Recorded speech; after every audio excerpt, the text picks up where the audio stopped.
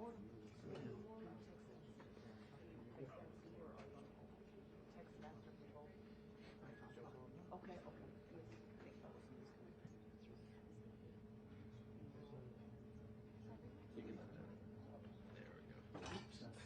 wasn't expecting that.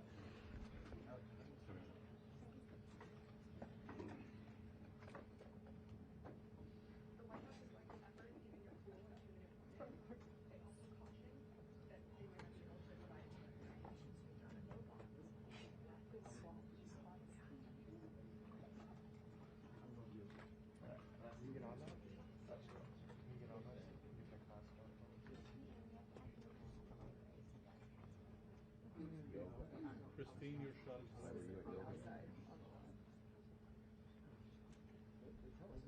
They tell us every time.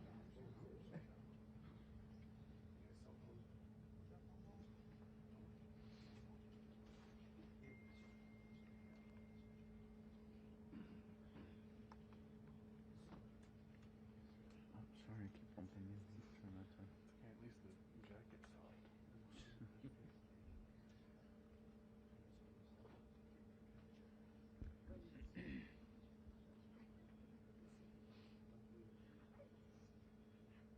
You're up.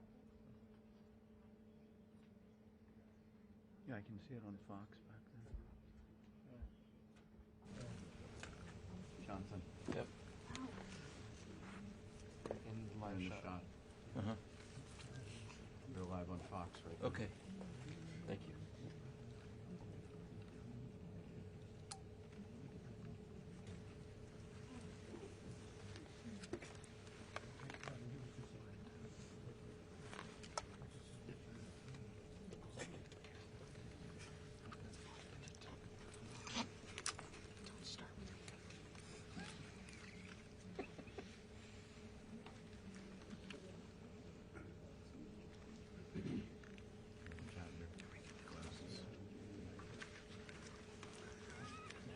Yeah. Come on. Right now we're on a wide shot because everyone's taking it live. Tyrion, is this you?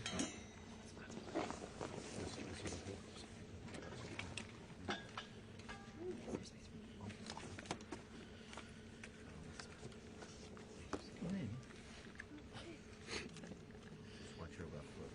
Yeah. Left foot? Yeah, you're fine. Left foot, left foot, left foot. Thank you.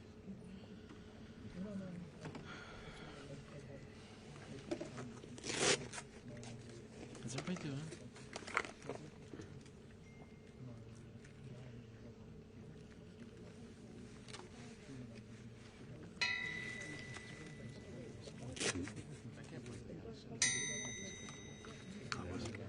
I know, it was such a good Set up. I thought this was going to take hours.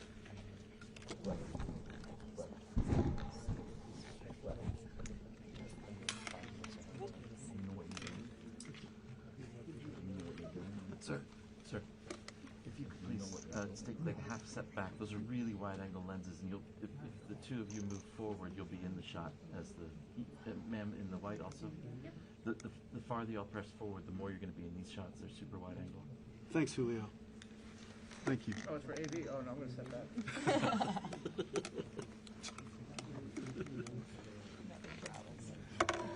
Oh, no.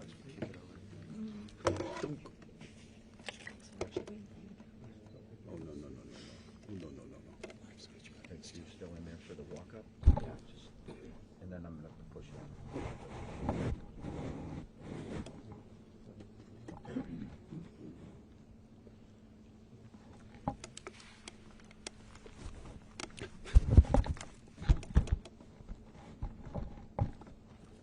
Test image. It's a handheld camera. Test image. Test image. 24 to 70.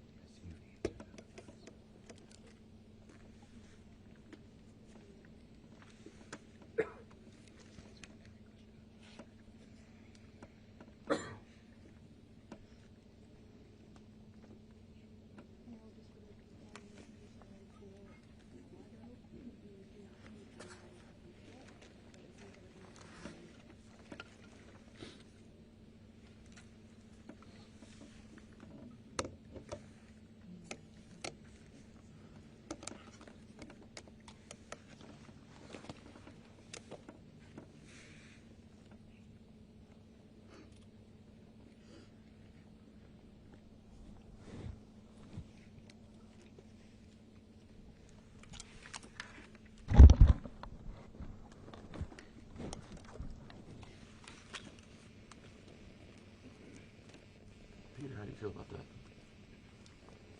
I'm fine with that.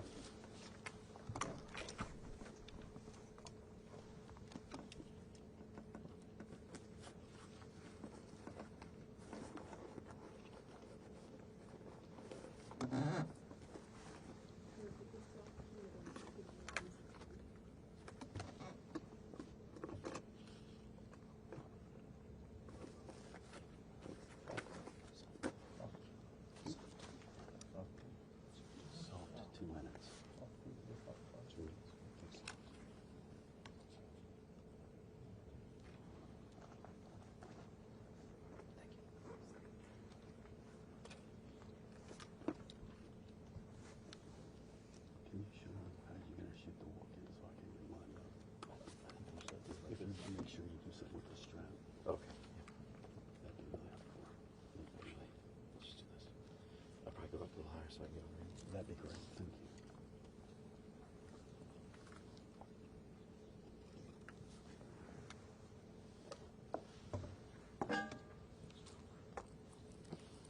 Thanks, Amy. You can stay here. You can stay up. It's fine. Thank you.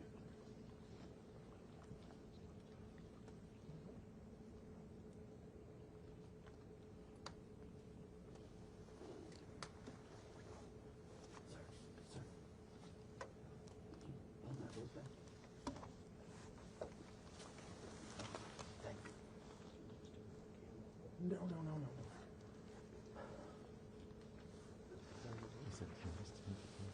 Can't touch it. Jesus Christ.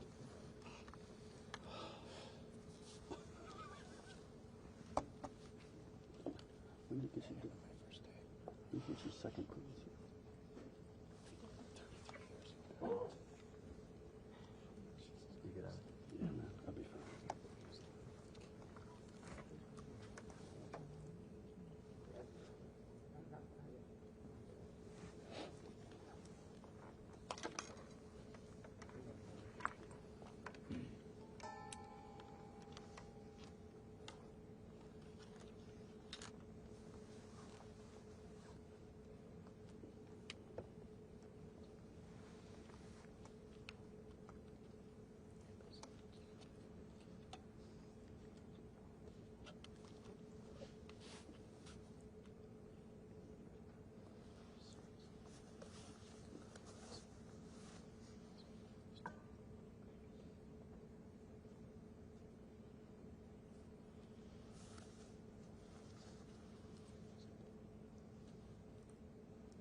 You're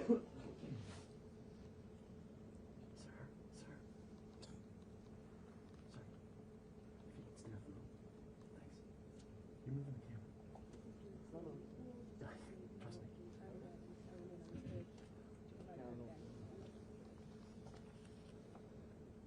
Thanks, Julio. It's primarily an issue for the walkout. Yeah, no, I know. That's about it. The rope is pushing it. There we go. Thank you. There we go. Thank you. Thanks, Julio.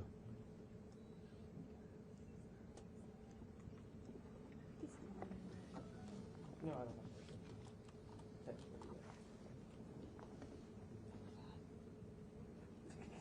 Yeah. That's 16. Okay, all right. Software.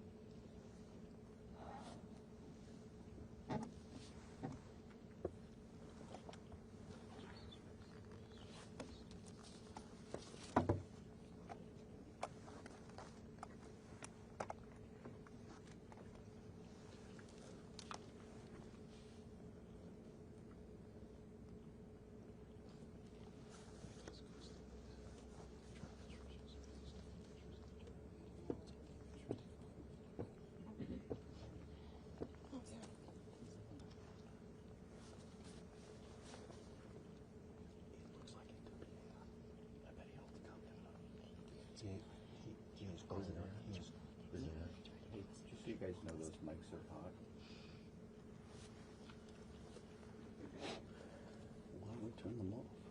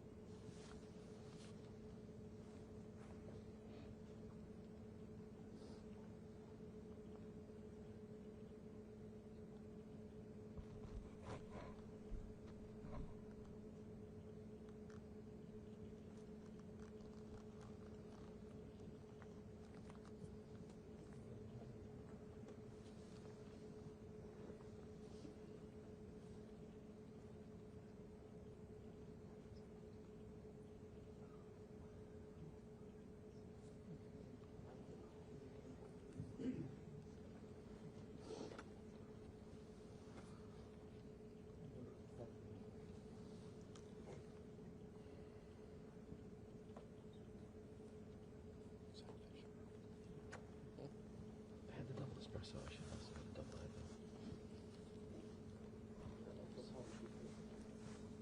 I hope Peter got that.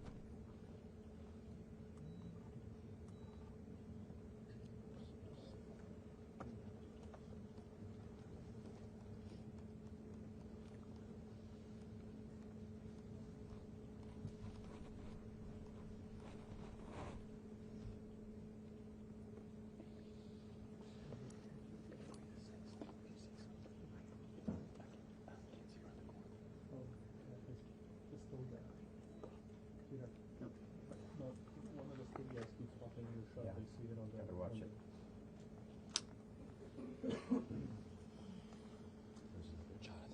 Who is it? Your Yeah, foot right keeps now it's hitting the tripod. Is it true? Yeah. With the lens? Yeah. You're not going to pan? I will, but not right now. Peter. Not until he's come Peter, which direction should I move my feet? To my right? to your right. Is that better? Cool. And again, it's in the shot. Just trying to figure it out. Up or down here? Yeah, I mean, that's fine. That's fine.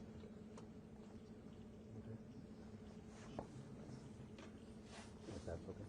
Yeah.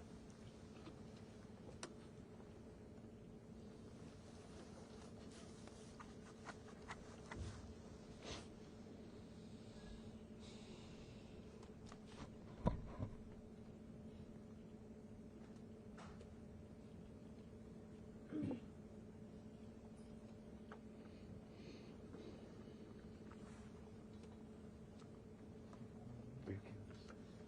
Oh, let me put it right in front of you if I thought you were gonna be up. Oh, yeah.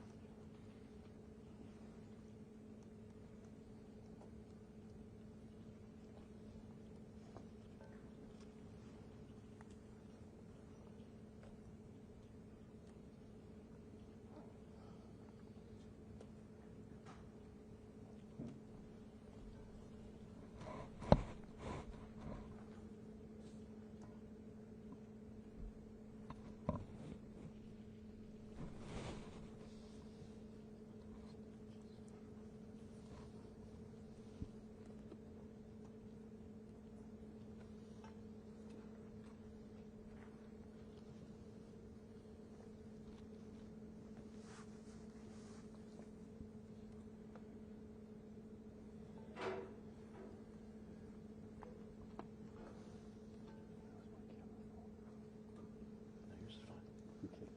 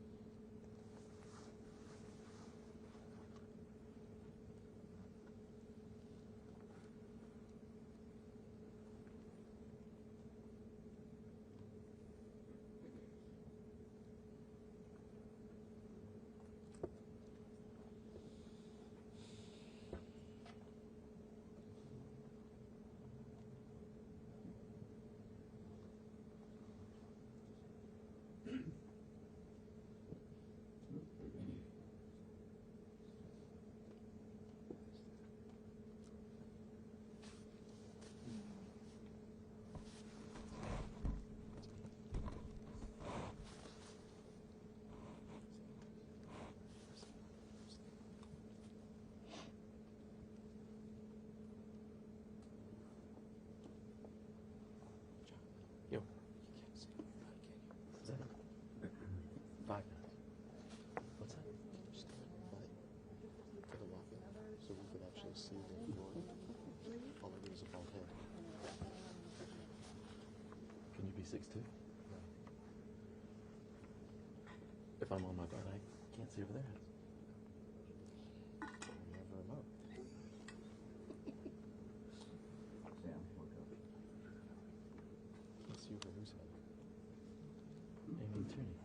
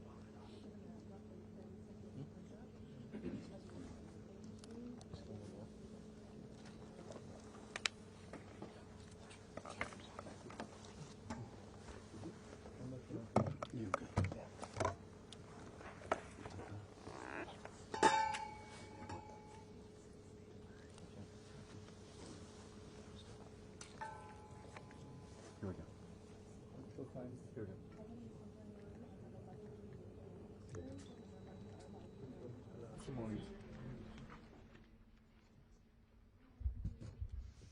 Okay, thank you very much. This is big stuff, and we appreciate you being here. Late last night and early today, at my direction, the United States Armed Forces conducted an extraordinary military operation in the capital of Venezuela. Overwhelming American military power, air, land, and sea, was used to launch a spectacular assault.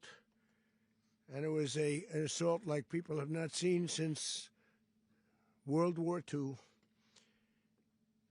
It was a force against a heavily fortified military fortress in the heart of Caracas to bring outlaw dictator Nicolas Maduro to justice.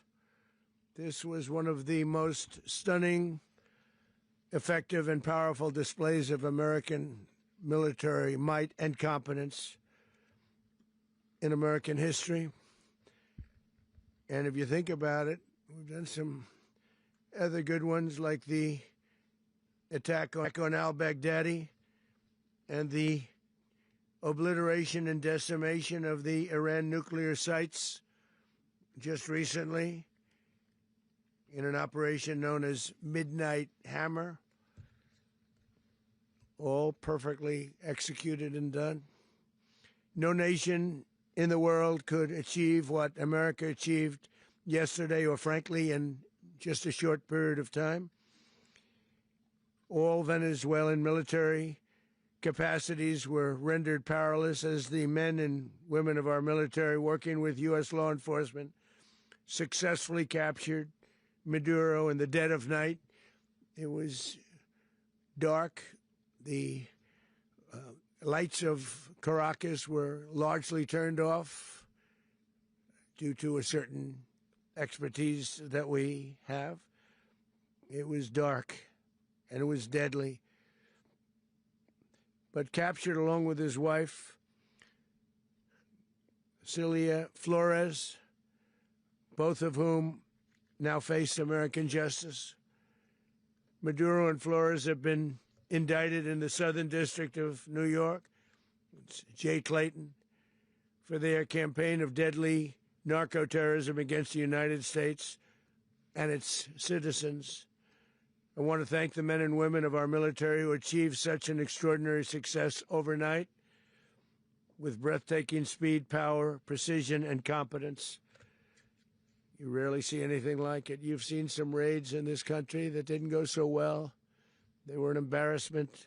If you look back to Afghanistan, or if you look back to the Jimmy Carter days, they were different days. We're a respected country again, maybe like never before. These highly trained warriors, operating in collaboration with U.S. law enforcement, caught them in a very ready position. They were waiting for us. They knew we had many ships out in the sea, just sort of waiting. They knew we were coming. So they were in what's called a ready position. But they were completely overwhelmed and very quickly incapacitated.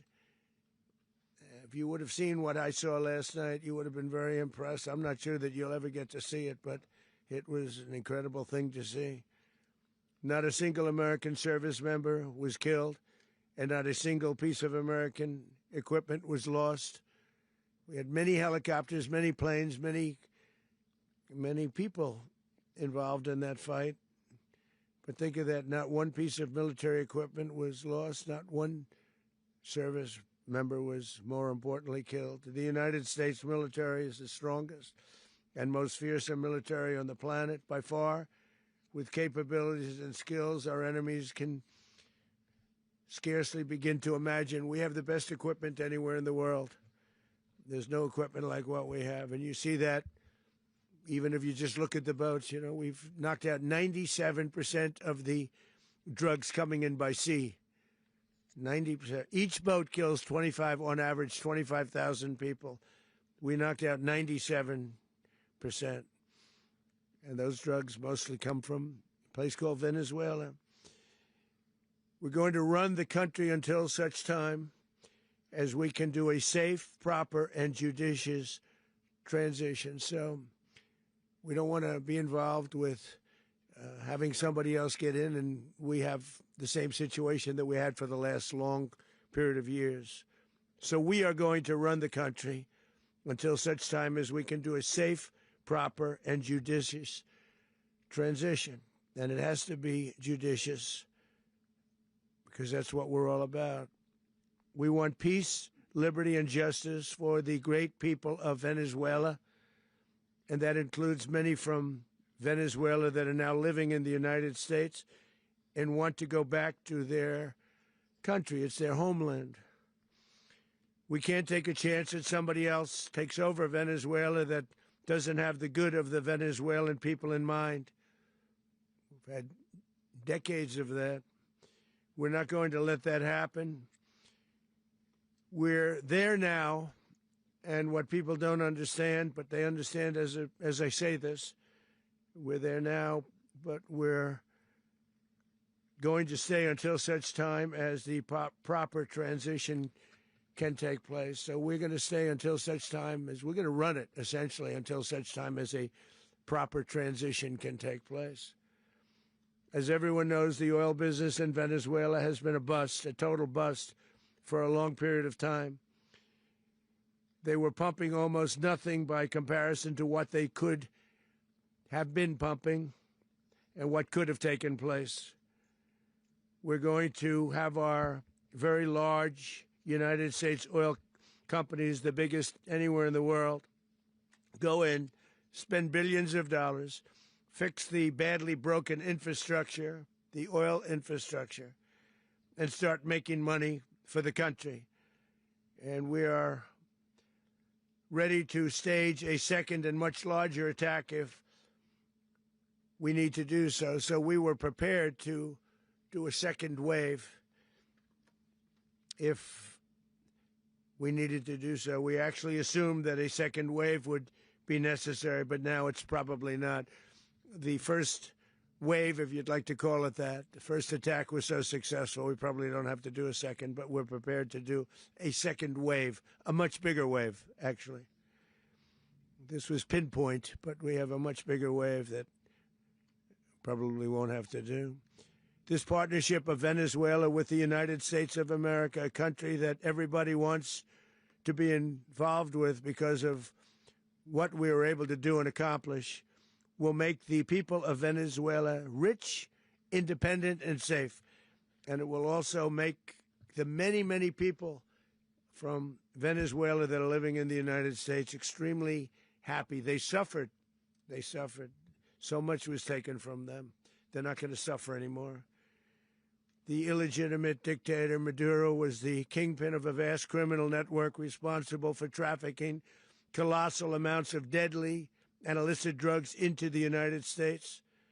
As alleged in the indictment, he personally oversaw the vicious cartel known as Cartel de las Solas, which flooded our nation with lethal poison, responsible for the deaths of countless Americans, the many, many Americans. Hundreds of thousands over the years of Americans died because of him.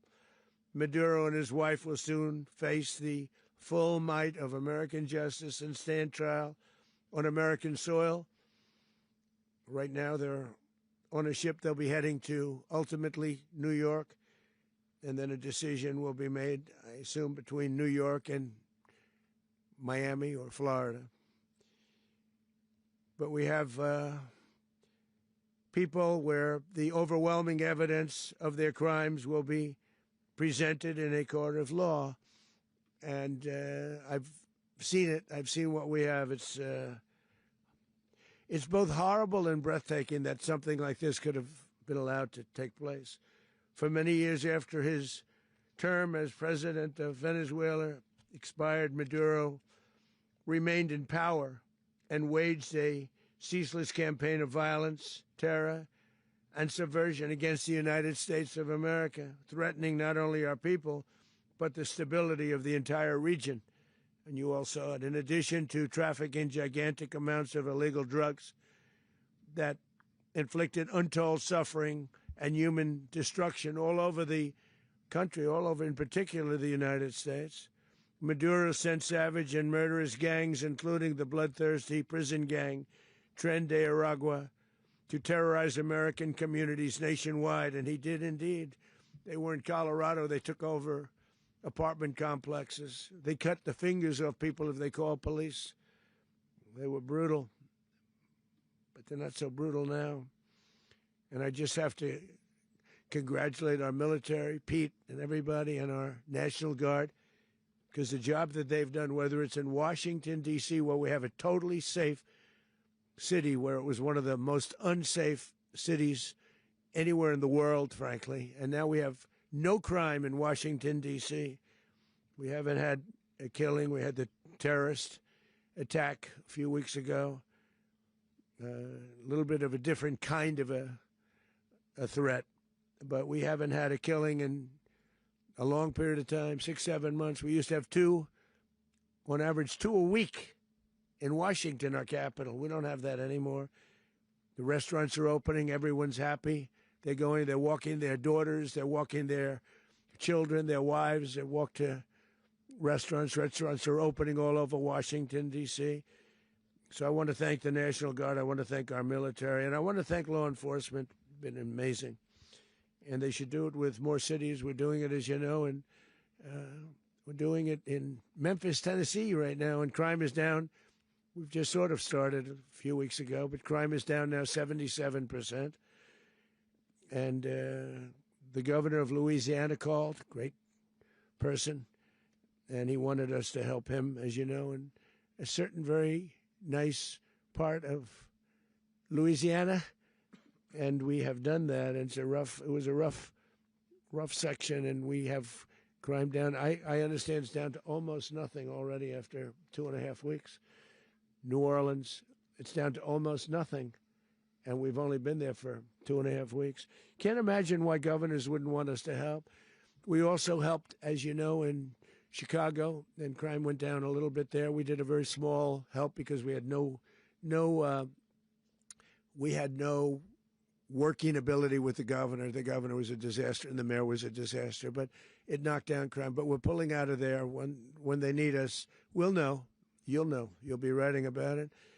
And likewise, Los Angeles, where we saved Los Angeles early on, where the head of the police department made a statement that if the federal government didn't come in, we would have lost Los Angeles. That's long after the fires.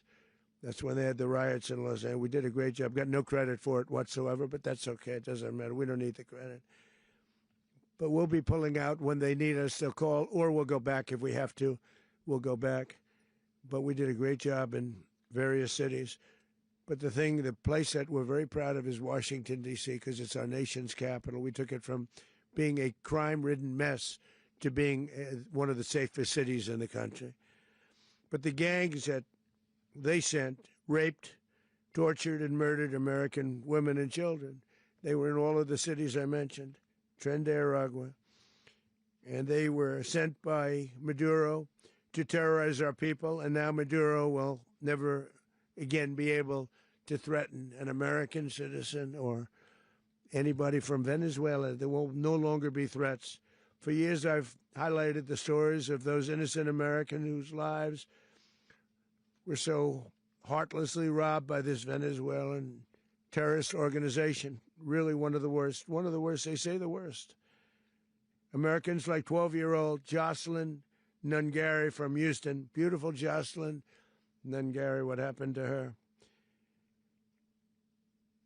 They, as you know, they kidnapped, assaulted, and murdered by Tren de Aragua animals. They murdered Jocelyn and left her dead under the bridge. There was a bridge that will never be the same to so many people after seeing what happened. As I've said many times, the Maduro regime emptied out their prisons, sent their worst and most violent monsters into the United States to steal American lives. And they came from mental institutions and insane asylums. They came from prisons and jails. The reason I say both, they sound similar. Actually, prisons a little bit more hostile, a little bit tougher. A mental institution isn't as tough as an insane asylum, but we got them both. They sent from their mental institutions. They sent from their jails, prisons. They were drug dealers. They were drug kingpins. They sent everybody bad into the United States, but no longer. And we have now a border where nobody gets through. In addition, Venezuela unilaterally seized and stole American oil, American assets, and American platforms, costing us billions and billions of dollars. They did this a while ago, but we never had a president that did anything about it. They took all of our property. It was our property. We built it. And we never had a president that decided to do anything about it. Instead, they fought wars that were 10,000 miles away. We built Venezuela oil industry with American talent, drive, and skill, and the socialist regime stole it from us during those previous administrations, and they stole it through force. This constituted one of the largest thefts of American property in the history of our country. Considered the largest theft of property in the history of our country. Massive oil infrastructure was taken like we were babies, and we didn't do anything about it. I would have done something about it. America will never allow foreign powers to rob our people or drive us back into and out of our own hemisphere. That's what they did. Furthermore, under the now deposed dictator Maduro, Venezuela was increasingly hosting foreign adversaries in our region and acquiring menacing offensive weapons that could threaten U.S. interests and lives. And they used those weapons last night. Potentially in league with the cartels operating along our border. All of these actions were in gross violation of the core principles of American foreign policy, dating back more than 2 centuries, and not anymore. All the way back, it dated to the Monroe Doctrines, and the Monroe Doctrine is a big deal, but we've superseded it by a lot, by a real lot. They now call it the Monroe Document. I don't know. It's Monroe Doctrine. We sort of forgot about it. It was very important, but we forgot about it. We don't forget about it anymore. Under our new national security strategy, American dominance in the Western Hemisphere will never be questioned again. Won't happen. So just in concluding, for decades, other administrations have neglected or even contributed to these growing security threats in the Western Hemisphere. Under the Trump administration, we are reasserting American power in a very powerful way in our home region. And our home region is very different than it was just a short while ago. The future will be, and we did this in my first term. We had great dominance in my first term, and we have far greater dominance right now. Everyone's coming back to us. The future will be determined by the ability to protect commerce and territory and resources that are core to national security. These are core to our national security. Just like tariffs are, they've made our country rich, and they've made our national security stronger than ever before. But these are the iron laws that have always determined global power, and we're going to keep it that way. We will secure our borders. We will stop the terrorists. We will crash the cartels, and we will defend our citizens against all threats, foreign and domestic. Other presidents may have lacked the courage or whatever to defend America, but I will never allow terrorists and criminals to operate with impunity against the United States. This extremely successful operation should serve as warning to anyone who would threaten American sovereignty or endanger American lives. Very importantly, the embargo on all Venezuelan oil remains in full effect. The American Armada remains poised in position, and the United States retains all military options until United States demands have been fully met and fully satisfied. All political and military figures in Venezuela should understand what happened to Maduro can happen to them, and it will happen to them if they aren't just, fair, even to their people. The dictator and terrorist, Maduro, is finally gone in Venezuela. People are free. They're free again. It's been a long time for them, but they're free. America is a safer nation. This morning, it's a prouder nation this morning because it didn't allow this horrible person and this country that was doing very bad things to us. It didn't allow it to happen. And the Western Hemisphere is right now a much safer place to be. So I want to thank everybody for being here. I want to thank General Raisin Kane. He's a fantastic man. I've worked with a lot of generals. I worked with some I didn't like. I worked with some I didn't respect. I worked with some that just weren't good. But this guy is fantastic. I watched last night one of the most precise attacks on sovereignty. I mean, it was an attack for justice. And I'm very proud of him, and I'm very proud of our Secretary of War, Pete Hegseth, who I'm going to ask to say a few words. Thank you very much. Mr. President, can you explain how the U.S. will run Venezuela? Well, thank you, Mr. President. Finally, a commander-in-chief the world respects and the American people deserve. And as the President said, words can barely capture the bravery and the power and the precision of this historic operation. A massive joint military and law enforcement raid flawlessly executed by the greatest Americans our country has to offer. American warriors are second to none, the best in the world and the best of our country. What all of us witnessed last night was sheer guts and grit, gallantry, and glory of the American warrior. I'm simply humbled by such men. And I tip my hat to our chairman, Dan Raisin Kane, and all those Americans who stood watch last night. Our warriors are the elite of America, and again, President Trump has your back. No other country on planet Earth, and it's not even close, could pull this kind of operation off. And no other president has ever shown this kind of leadership, courage, and resolve, the most powerful combination the world has ever seen. As the president said, our adversaries remain on notice. America can project our will anywhere, anytime. The coordination, the stealth, the lethality, the precision, the very long arm of American justice, all on full display in the middle of the night. Nicolas Maduro had his chance, just like Iran had their chance, until they didn't and until he didn't. He effed around, and he found out.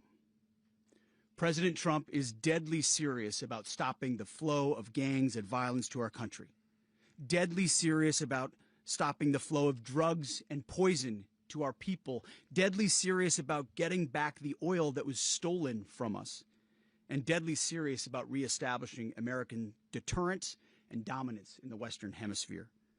This is about the safety, security, freedom, and prosperity of the American people. This is America first. This is peace through strength. And the United States War Department is proud to help deliver it. Welcome to 2026. And under President Trump, America is back. I'd like to welcome now our chairman, Chairman Raisin Kane, to give a few more details about the operation. Mr. Chairman. Thank you, Mr. Secretary. Thank you, Mr. President, and good morning.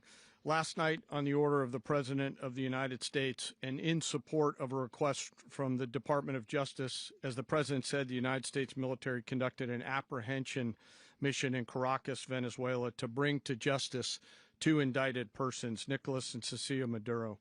This operation, known as Operation Absolute Resolve, was discreet, precise, and conducted during the darkest hours of January 2nd and was the culmination of months of planning and rehearsal, an operation that, frankly, only the United States military could undertake. What I'd like to do this morning is talk to you through some of the preparation and the details without compromising any of our tactics, techniques, and procedures. There is always a chance that we'll be tasked to do this type of mission again. Our interagency work began months ago and built on decades of experience of integrating complex air, ground, space, and maritime operations.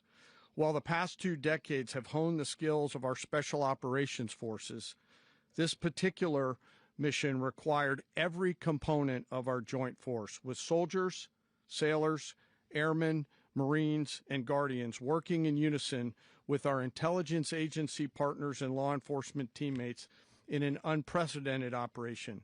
We leveraged our unmatched intelligence capabilities and our years of experience in hunting terrorists, and we could not have done this mission without the incredible work by various intelligence agencies, including the CIA, NSA, and NGA.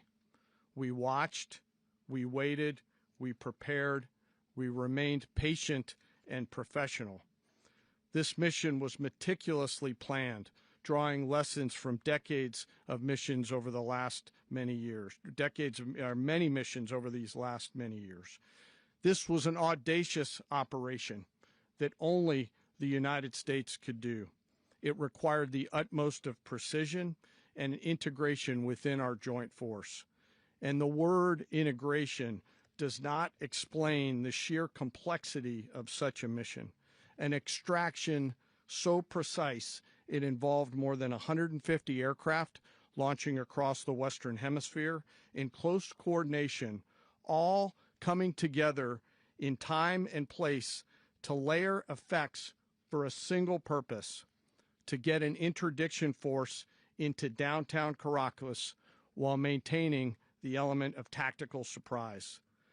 Failure of one component of this well-oiled machine would have endangered the entire mission, and failure is never an option for America's joint force.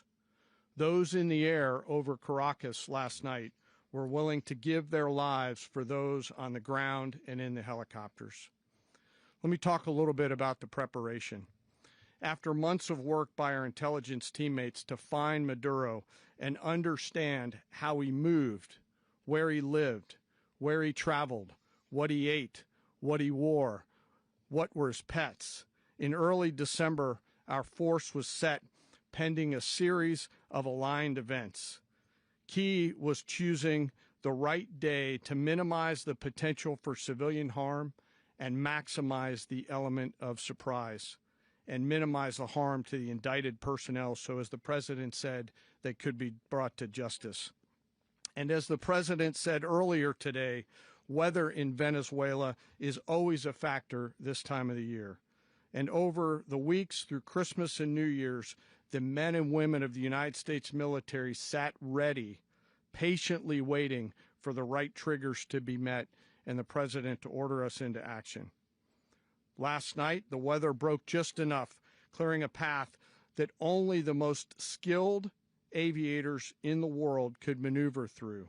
Ocean, mountain, low cloud ceilings, but when tasked with a mission, this organization does not quit. At 10:46 p.m. Eastern Time last night, the President ordered the United States military to move forward with this mission. He said to us, and we appreciate it, Mr. President, good luck and Godspeed. And those words were transmitted to the entire joint force. Over the course of the night, aircraft began launching from 20 different bases on land and sea across the Western Hemisphere. In total, more than 150 aircraft, bombers, fighters, intelligence, reconnaissance, surveillance, rotary wing were in the air last night. Thousands and thousands of hours of experience were airborne. Our youngest crew member was 20, and our oldest crew member was 49, and there's simply no match for American military might. As the night began, the helicopters took off with the extraction force, which included law enforcement officers, and began their flight into Venezuela at 100 feet above the water. As they approached Venezuelan shores, the United States began layering different effects provided by Spacecom, Cybercom, and other members of the interagency to create a pathway. Overhead, those forces were protected by aircraft from the United States Marines, the United States Navy, the United States Air Force, and the Air National Guard. The force included F-22s, F-35s, F-18s, EA-18s, E-2s, B-1 bombers, and other support aircraft, as well as numerous remotely piloted drones. As the force began to approach Caracas, the Joint Air Component began dismantling and disabling the air defense systems in Venezuela, employing weapons to ensure the safe passage of the helicopters into the target area. The goal of our air component is, was, and always will be to protect the helicopters and the ground force and get them to the target and get them home. As the force crossed the last point of high terrain where they'd been hiding in the clutter, we assessed that we had maintained totally the element of surprise.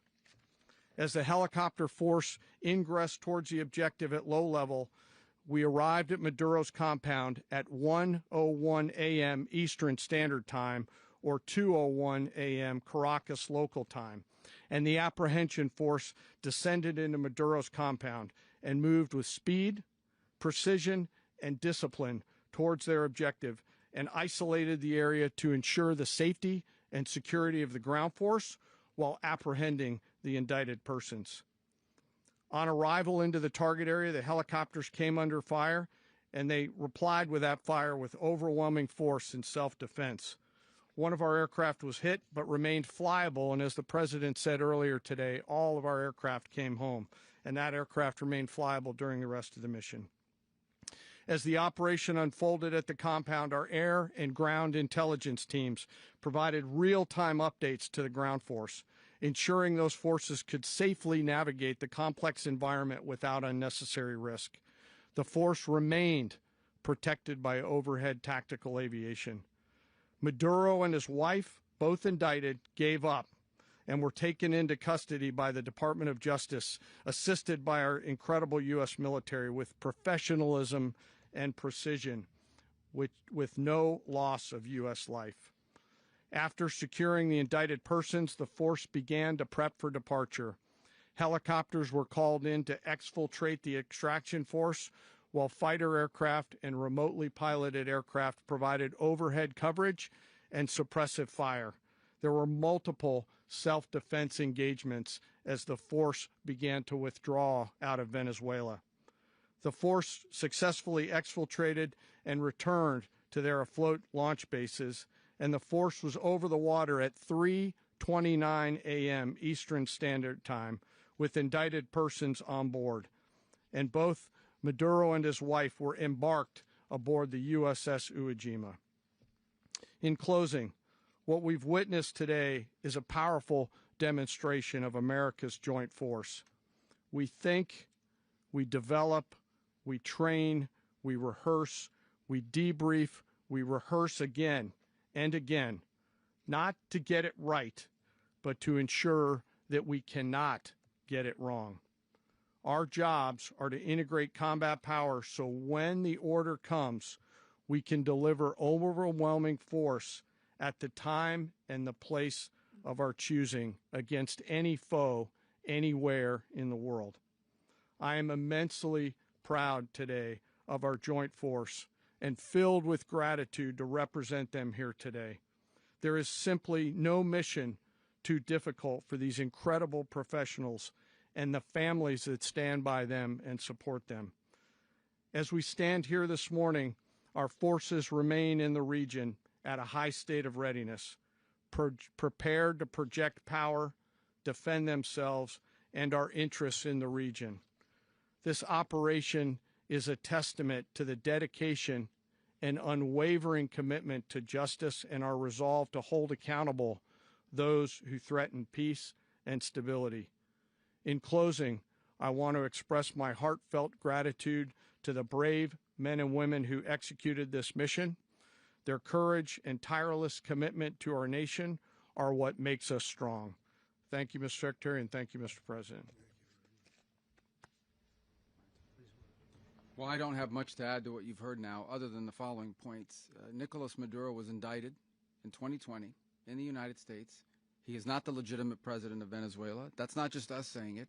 The first Trump administration, The Biden administration, the second Trump administration, none of those three recognized him. He's not recognized by the European Union and multiple countries around the world. He is a fugitive of American justice with a $50 million reward, which I guess we saved $50 million. And make sure. Yeah, exactly. But don't let anybody claim it. Nobody deserves it but us. But I want to be clear about one thing. Nicolas Maduro had multiple opportunities to avoid this. He was provided multiple very, very, very generous offers and chose instead to act like a wild man, chose instead to play around. And the result is what we saw tonight. The other message here is the following. You have a guy, like many people around the world, they like to play games. You have a guy who decides he's going to invite Iran into his country, is going to, do the confiscation of American oil companies, is going to flood our country with gang members, is going to take Americans prisoner and try to hold them for hostage and trade them like he was able to do with the Biden administration. Basically likes to play games all this time and thinks nothing's going to happen. And I hope what people now understand is that we have a president. The 47th president of the United States is not a game player. When he tells you that he's going to do something, when tells you he's going to address a problem, he means it. He actions it. I can tell you, I've watched this process now for 14, 15 years, been around it. Everybody talks. I'm going to do this. I'm going to do that. When I get there, we're going to do this. We're going to take. This is a president of action. Like, I don't understand yet how they haven't figured this out. And now, if you don't know, now you know. Because this is the way it's going to play out. And I think people need to understand that this is not a president that just talks and does letters and press conferences. And, if he says he's serious about something, he means it. And this is something that was a direct threat to the national interest of the United States, and the president addressed it. There's a president of peace, by the way. I told you what I just said earlier. This guy had multiple opportunities to find his way somewhere else and figure out another. He could have been living somewhere else right now very happy, but instead he wanted to play big boy. And so now, he's got other sets of problems on his hands. And but I think the message here should be for the world. Look, the president doesn't go out looking for people to pick fights with. He's not generally wants to get along with everybody. We'll talk and meet with anybody, but don't play games. Don't play games with this president's in office, because it's not going to turn out well.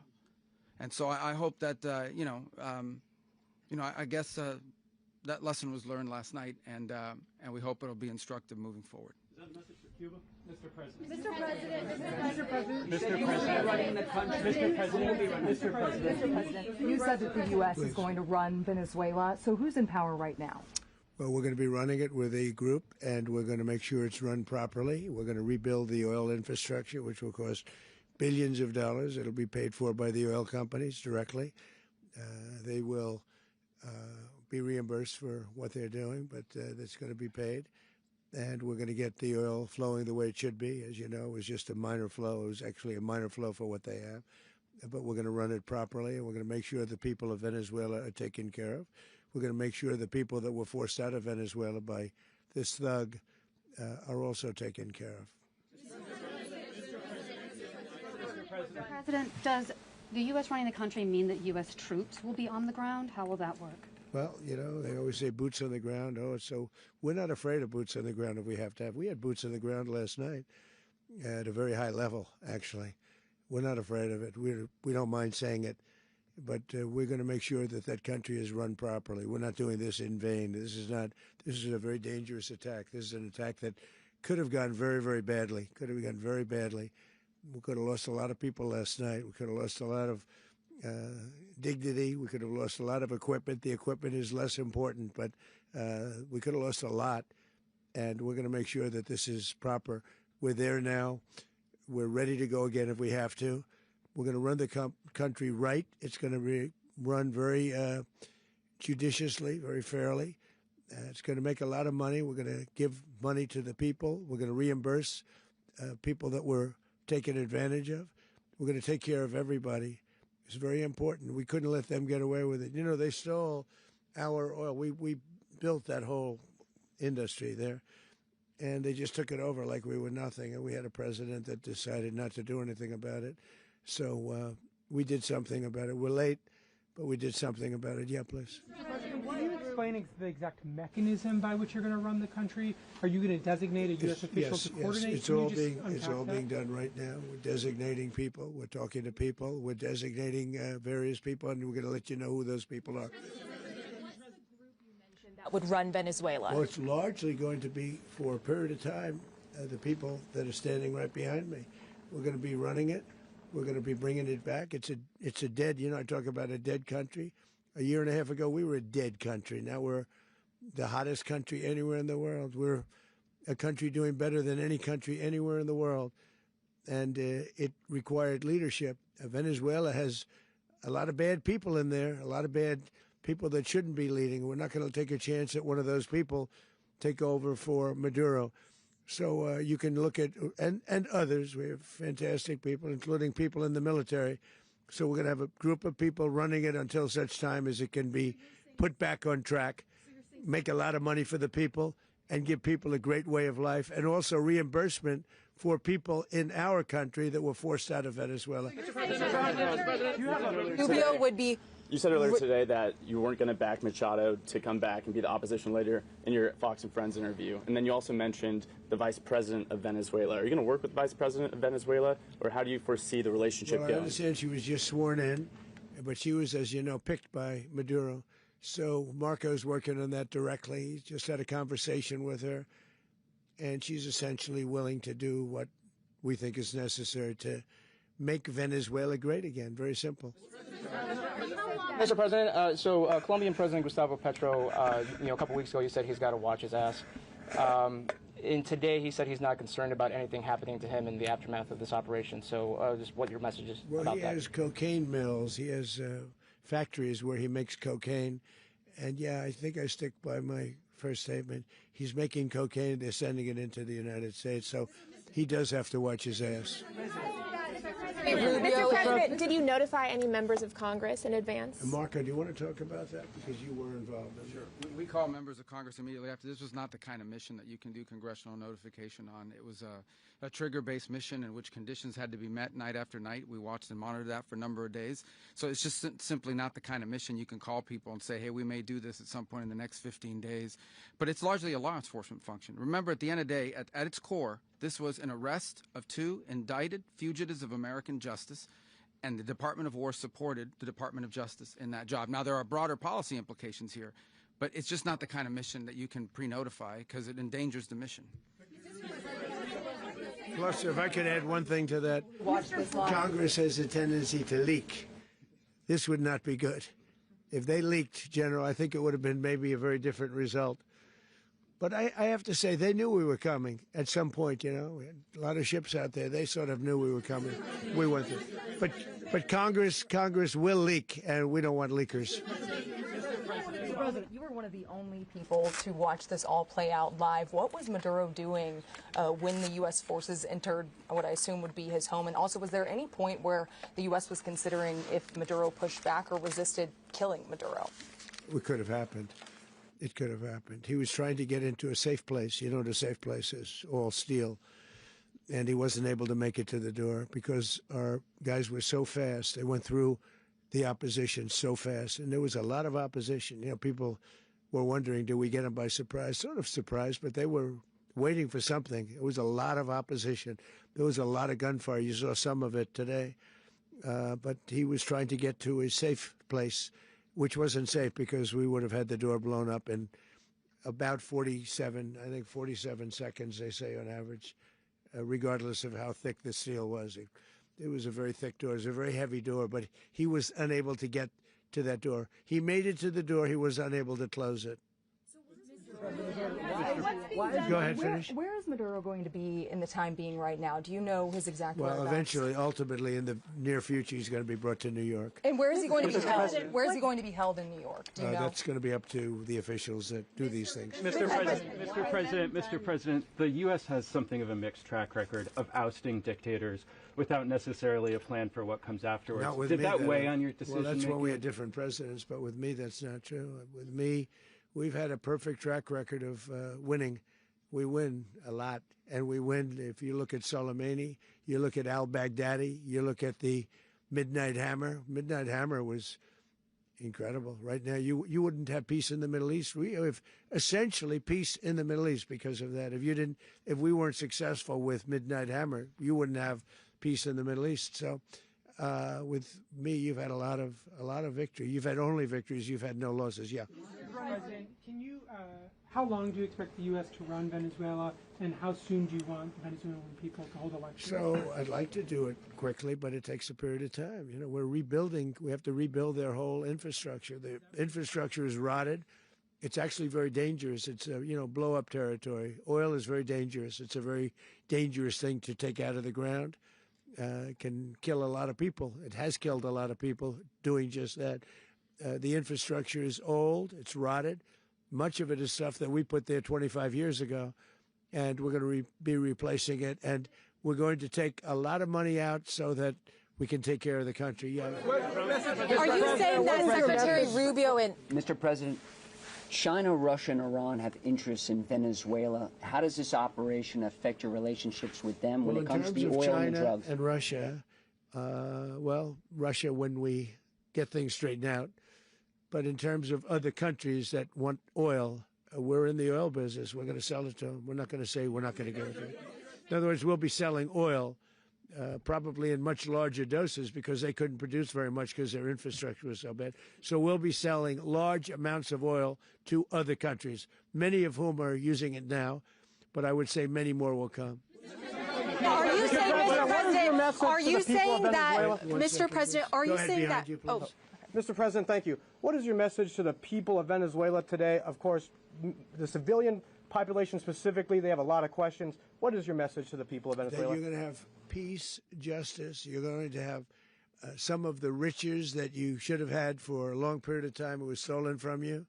But you're going to have peace and you're going to have safety. You're going to have justice. You're going to have a country. You're going to have a real country. You're going to have potentially a great country. You know, if you go back 20 years, maybe even a little longer ago, that was a great country. And they destroyed it. Remember I said that if we lose this election, the United States will be Venezuela on steroids. That's what would have happened. Had we lost the election, the 2024 election, we suffered so badly. When you look at the border from 2020, what they did, what Joe Biden administration did to our country should never be forgotten. But if we had to go through another year of that, we would be exactly where Venezuela was in terms. I used to say, if they win, we're going to be Venezuela on steroids, and that's what would have happened. President, thank you. Are you saying that Secretary Hegseth and Rubio are going to be running Venezuela, and will you be sending in U.S. military troops to provide? Team that's working with the people of Venezuela to make sure that we have Venezuela right. Because for us to just leave, who's going to take over? I mean, there is nobody to take over. You have a vice president who's been appointed by Maduro. And right now she's the vice president, and she's, I guess, the president. She was sworn in as president just a little while ago. She had a long conversation with Marco, and she said, we'll do whatever you need. I think she was quite gracious, but she really doesn't have a choice. We're going to have this done right. We're not going to just do this with Maduro, then leave like everybody else, leave and say, let it go to hell. If we just left, it has zero chance of ever coming back. We'll run it properly. We'll run it professionally. We'll have the greatest oil companies in the world go in and invest billions and billions of dollars and take out money, use that money in Venezuela. And the biggest beneficiary are going to be the people of Venezuela. And also, I can't stress this strongly enough, the people that got thrown out of Venezuela that are now in the United States. And frankly, some want to stay and some probably want to go back. Yeah. In the country, and were any of the detained Americans? Well, right now they're very protected because nobody's going to mess with us. They're very protected. The people of, and we let them know that you better not touch one of them. Are you concerned that bad elements of the Maduro regime will remain in place? Well, we know who they are. We're on them, and they're acting much differently now than they would have acted 2 days ago. Okay, wait, behind you, please. Mr. President, why is running a country in South America America first? Well, I think it is because we want to surround ourselves with good neighbors. We want to surround ourselves with stability. We want to surround ourselves with energy. We have tremendous energy in that country. It's very important that we protect it. We need that for ourselves. We need that for the world. And we want to make sure we can protect it.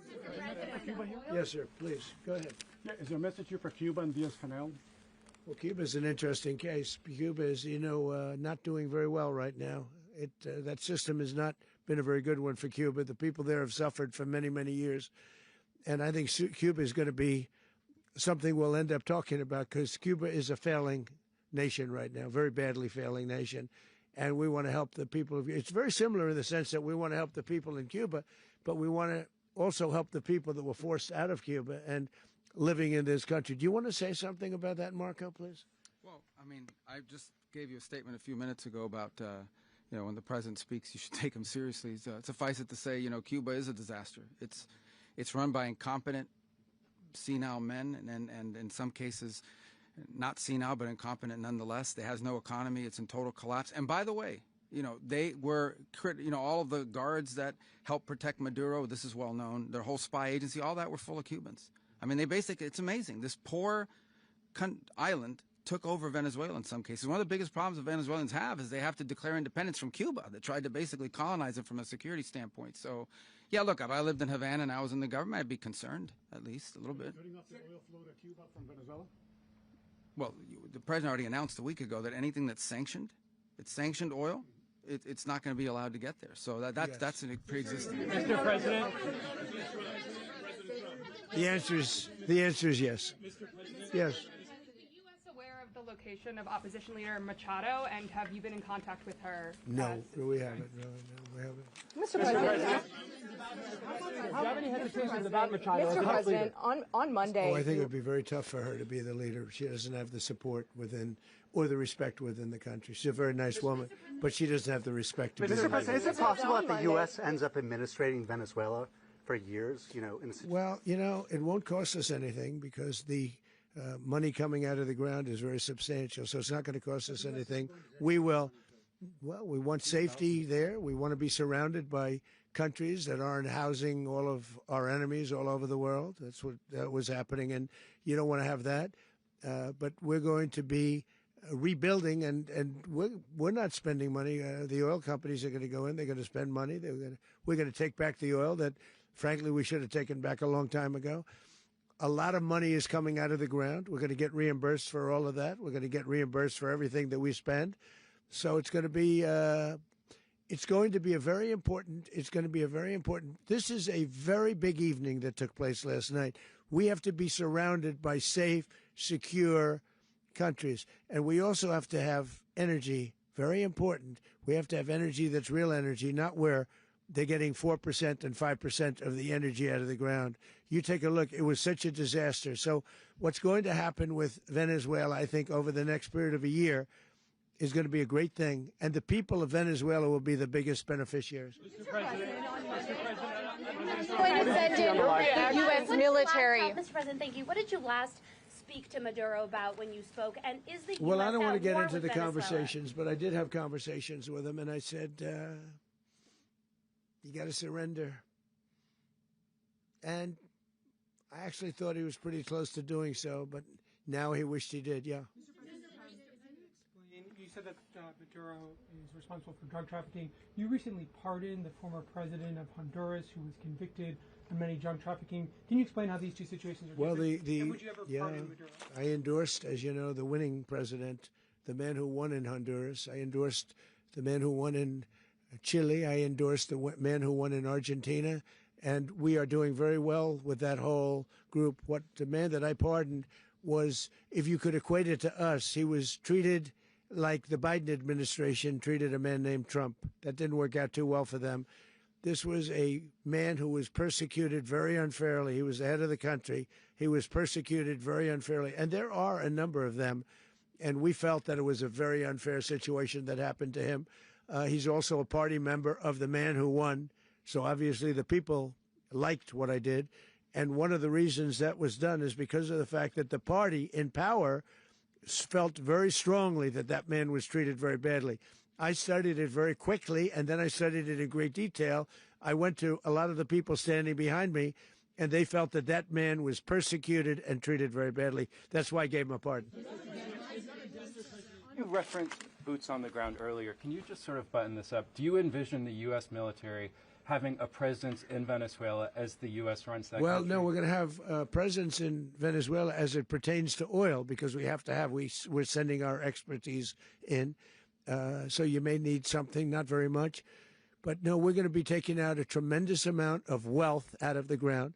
And that wealth is going to the people of Venezuela and people from outside of Venezuela that used to be in Venezuela. And it goes also to the United States of America in the form of reimbursement for the damages caused us by that country. So I want to thank you all very much. Thank you. Do you have one? Yes, please. You were so nice before. I'm going to give you the final question. Go Thank ahead. you, Mr. Unless President. it's a bad question, in It's which about case I'll Putin. go one word. It's about who? It's about Putin, if you want. About Putin. Well, that's always nice You had to a talk phone. about Putin. You had a phone call with him Yeah. on Monday. Did he talk at all about Maduro? Did y'all talk about this? No, we didn't. And We then, never spoke about Maduro. Are you mad at him right now? I mean, there's this I'm not intelligence. thrilled with Putin. I'm not thrilled with Putin. He's killing too many people. I thought that would be so. I settled 8 1/4 war. You know what the 1/4 was? Thailand and Cambodia. I did it again. They broke out, and I did it in about 5 hours, and I settled it. I'm giving myself 1/4, so I'm up to now 8 1/4. In other words, I settled the war, but then they broke out. They had a pretty bad breakout over the last 4 days. I got them to go back to peace. So I only give 1/4. I thought the easiest one would be, one of the easier ones would be Russia, Ukraine. It's not. And they both have done some pretty bad things. And look, that's Biden's war. That's not my war. But I want to stop the lives. Did you see where last month, 30,000, it was 27,000 the month before. 30,000, mostly soldiers, were killed this last month. 30,000. I want to stop that. You know, I got NATO to pay 5% instead of the 2% that they weren't paying. They weren't paying 2, now they pay 5. And we send them a lot of munitions. We send them a lot of things, missiles and various other things, a lot. And they pay. The United States is not losing money. We're probably making money on that. It's the last thing I care about. I just want to stop all those people. We're losing 25, 30,000 human beings that come from 2 places that are very far away. But if I can stop, because it's something I've been pretty good at doing, deals, I guess. It's all a deal. Life is a big deal. But if I can stop that war and stop 30,000 young people, in addition to the fact that people are being killed in Kiev, people are being killed in other cities throughout, a much smaller number, but they're being killed, viciously killed. So I'm not happy about it. I thought that would be something that would get solved. We have Mr. Witkoff here. I think that we're making progress, but that's a war that should have never happened. If I were president, it would have never happened. Putin says it. Everybody says it. If I were president, that would have never happened. But I inherited that war. That was Joe Biden, Zelensky, and Putin. I came into the situation, and it's a mess. And I will say this. I watched an operation last night that was so precise, that was so brilliant. I mean, it was incredible. If we had our people, like this general and our people involved, that war would not have gone on very long, that I can tell you. That war, to use an old term, that war has become a bloodbath, and we want it to get stopped. Thank you very much. Are you concerned a rogue Venezuelan general can take over the country? Can you talk about your conversation with the Vice President?